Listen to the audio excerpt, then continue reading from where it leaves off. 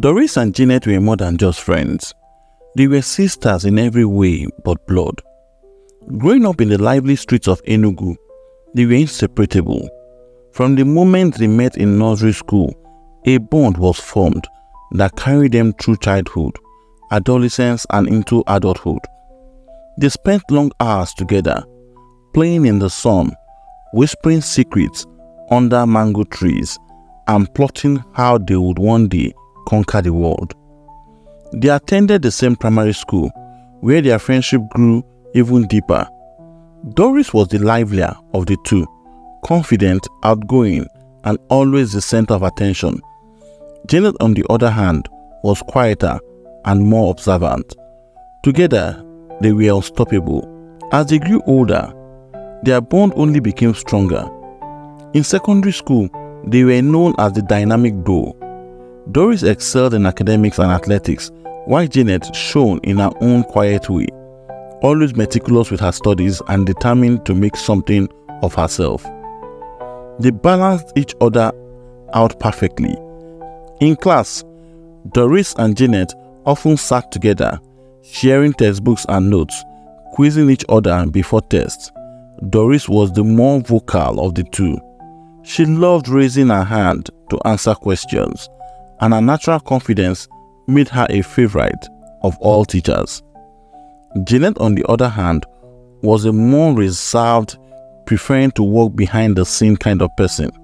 She was the one who helped Doris with her homework when Doris was busy preparing for school debates or sports competitions. Together, they were a perfect team, complementing each other's strengths and covering each other's weaknesses. During break, they could often be found under the large mango tree at the back of the school, their favorite hangout spot. Doris would talk about a new crush or sharing the latest gossip she has overheard, while Janet would laugh and tease her. They both loved mangoes, and whenever the fruit was in season, they would gather as many as they could, sharing them as they discussed their dreams of the future. The two had shared a vision of what their lives would look like after school. They would go to the university together, land great jobs, and continue to be each other's closest confidants. One of their most memorable experiences was when Doris convinced Janet to run for the class prefect in their second year. Janet had always been the quieter one, and she didn't see herself as a leader, but Doris believed in her. "You are smarter than half of the people in this class, Janet," Doris had said with a grin. "You just don't talk as much, but we'll fix that." And fix it they did. Doris coached Janet on how to speak confidently, helping her practice speeches and even designing campaign posters that they plastered all over the school. On election day, Janet stood nervously in front of the class, delivering the speech they had rehearsed 100 times. Doris sat at the front, nodding enthusiastically, giving her friend the encouragement she needed. When the votes were counted, Janet won by a landslide victory. It was a victory that boosted her confidence, but it was even more special because it was Doris who had pushed her to believe in herself. Sleepovers were another tradition that kept their bond strong. Nearly every weekend, they would alternate between each other's homes. Their parents had come to know each of them as if they were their own daughters. At Doris's house, they would watch Nollywood movies late into the night, discussing the plot twist and laughing at the over-the-top acting. At Janet's, they would stay up talking about their dreams. Janet always admired Doris' big ideas. Doris talked about wanting to travel the world, live in Lagos, and maybe even work abroad. Janet wasn't as adventurous, but Doris always told her that they would do it all together. "You and me, we are going to be unstoppable," she would say. Despite their close bond, their secondary school years weren't without challenges. There were moments of jealousy, as is common in any close friendship. Doris had the natural charisma and popularity, often had more friends than Janet.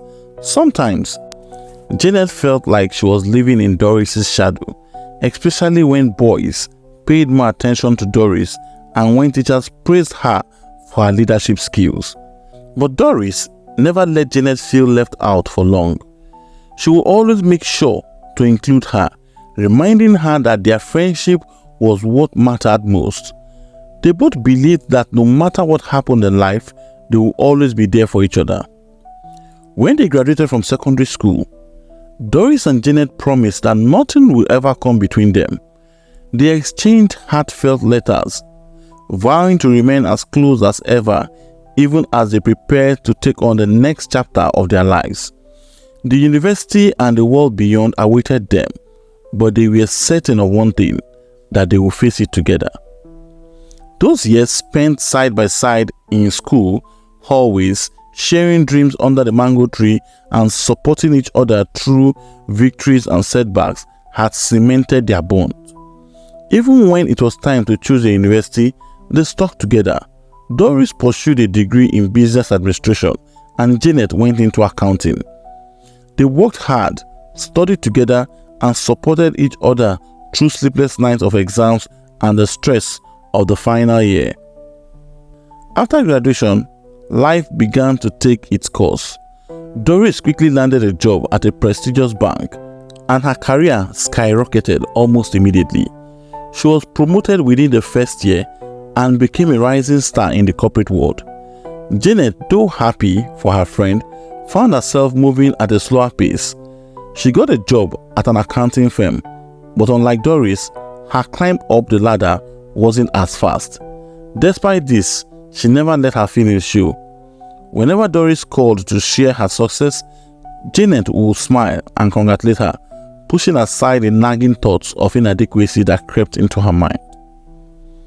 But their friendship was tested when Doris met Richard. He was everything a woman could dream of: tall, handsome, successful, and most importantly, he adored Doris. They met at a business conference, and from that moment, Doris was swept off her feet.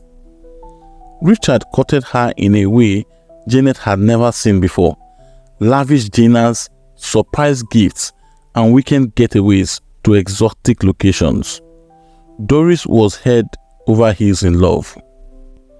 Doris' weekends, which were once spent gossiping with Janet over drinks, were now filled with romantic outing with Richard. She no longer had time for their usual hangouts or late-night calls. Janet understood, or at least she told herself she did. But a part of her couldn't help but feel left behind. She missed her friend, and with every Instagram post of Doris and Richard living their fairy tale life, Janet's heart ached a little more. When Doris announced that she was pregnant, Janet tried to be happy for her. She plastered on a smile, congratulated her, and even threw her a baby shower. But deep down, the jealousy was written all over her. Doris had it all: the perfect career, the perfect man, and now the perfect family. Meanwhile, Janet was still single, her career stuck in a position that made her feel stagnant. She began to wonder why life was so unfair. They had walked the same path, shared the same dream, yet Doris seemed to be winning in every way. Doris and Richard later got married in a very flamboyant wedding. Doris gave birth to a beautiful baby, and her joy knew no bounds. But shortly after the birth, life took an unexpected turn. Doris' mother had passed away years earlier, and without her, Doris found herself overwhelmed with the responsibilities of motherhood. So she turned to the one person she trusted the most, Janet. She asked her friend to move in temporarily to help her with the baby, knowing Janet would be the one to care for her as family would. Janet accepted, but as she moved into Doris' home, the envy that had been smearing beneath the surface began to boil over. Watching Richard dote on Doris, the baby, and their picture-perfect life became unbearable. Janet told herself, she was doing Doris a favor by moving in, but in her heart, she harbored resentment. As the day passed, her jealousy grew more poisonous. Every time she saw Richard lovingly cradle his son, every time she watched Doris glow with happiness despite her exhaustion, Janet felt the walls of her own life closing in. Then tragedy struck. Doris fell mysteriously ill. Her health deteriorated rapidly, and despite numerous visits to doctors and specialists, no one could pinpoint the cause of her sickness. Janet, still living with them, took on the role of a caregiver, but her mind was already plotting. Her jealousy had consumed her completely.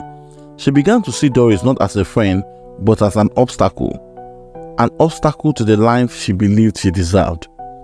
On a particular night, Richard and Janet visited Doris in the hospital. That night, her breathing changed as she started shedding tears. She held onto the hands of Janet, trying to speak some words. With tears in her eyes, the last thing she said was, "Janet, take care of my son." And with that, she breathed her last. Richard was completely broken, a shadow of the man he was, left to raise his son alone. Janet, however, saw an opportunity. She comforted Richard, telling him she would be there for him and the child. Slowly, she insinuated herself deeper into their lives. She became the woman Doris had been, a supportive partner to Richard and a mother figure to their son. But behind closed doors, Janet's true nature emerged. She maltreated the child, punishing him for the slightest missteps, feeding him scraps while she ate well, and emotionally tormenting him in ways Richard never saw. Richard, still grieving, didn't notice the changes in Janet. Blinded by his own sorrow and gratitude for her presence, he soon began to see Janet as a potential partner. And just as she has hoped, he proposed. But Janet had a secret. Shortly after Doris had fallen ill, she had sought the help of a feared native doctor. Desperate to secure Richard's love, she had asked for a love potion, something to bind him to her forever. The native doctor agreed, but warned her of one important condition. Richard must never set foot inside the church, or the spell will break, and she will lose her sanity. On the day of the wedding, Richard insisted on a church ceremony because he has believed it was the right way to start his new life with Janet. Panic surged through Janet, but she dared not protest too much, fearing Richard would suspect something was wrong. As the priest began the ceremony, Janet felt an overwhelming pressure in her chest. Her vision blurred. Her head spun. All of a sudden, Janet stood up, but this time looking very fierce. Janet's confession hit the wedding guests like a thunderclap. The once elegant and dignified ceremony turned into chaos as she screamed, her face contoured with guilt and fear. The priest took a step back, his eyes wide in shock. "I killed her," Janet said. "I killed her," she screamed again. The air seemed to freeze, and the congregation, once filled with whispers of joy and congratulations, now buzzed with disbelief and horror. The man she had planned to marry, Richard, stood rooted to the spot, his face filled with shock, his mind struggling to comprehend what he had just heard. The love of his life, Doris, the mother of his child, had been murdered by the woman he had trusted to take her place. "I was jealous," Janet continued, her voice breaking as sobs tore through her chest. "I poisoned Doris. She had everything, Richard, the baby, the perfect life, and I had nothing. I gave him a love potion. I made him forget her. But it's all gone wrong." The guests murmured in horror, mothers pulling their kids close to them as they shielded them from the evil they were witnessing. Richard's face was a mask of shock, the realization sinking in like a slow, poisonous drip. The woman who had cared for him in his darkest hours, the one who he had thought of as a savior after Doris's death, was nothing but a deceitful betrayer. "How could you?" Richard whispered, his voice breaking. His mind flashed back to the days after Doris's death, how he had leaned on Janet for comfort, how she had been there for him and his son, how he believed she was a beacon of strength in his time of need. But now the truth was laid bare. She had been manipulating him from the start, using Doris's death to worm her way into his heart and home. Janet's confession continued to pour out. "I couldn't stand it anymore," she gasped between sobs. "I loved you, Richard. And I thought if Doris was out of the way, you would see me, you would love me. But even after she was gone, it wasn't enough. I went to the native doctor," she said. "He warned me. He told me that if you ever enter the church, I will lose my mind." She screamed about the love potion, about how she watched Doris suffer in the hospital, and how her jealousy had taken the best part of her. All of a sudden, she ran outside the church, displaying lunatic behaviors. No one tried to stop her. Richard froze, unable to process what had happened. His mind was racing, thoughts of Doris flooding back, her smile, the way she had loved their son, her gentle nature, all of it stolen from him by the woman he had trusted. How had he been so blind? How had he not seen the darkness in Janet's heart? For weeks after the failed wedding, Richard couldn't sleep. He would lie awake, haunted by the memories of Doris and the horrifying revelation of Janet's betrayal. He blamed himself for not seeing the signs, for allowing Janet into their lives, for trusting her with their son. The little boy, too young to understand what had happened, would often ask about Auntie Janet, unaware of the terrible truth. Eventually, Richard had no choice but to tell him a version of the truth. Auntie Janet was very sick, he said, holding his son close. She did some bad things because she was jealous. Janet was often seen at the popular Ogbete market in Enugu, displaying lunatic behaviors. Her mind, irreparably damaged by the combination of guilt, the native doctor's curse, and the potion she had used to control Richard. She was a shadow of the woman she was once, living in a state of constant confusion, blabbing about Doris, the love potion, and the curse that had undone her. At times, she was even seen eating from a refuse dump. Richard never tried to help her. The memories were too painful, the betrayal too deep. But in his heart, he forgave her, not for her sake, but for his own.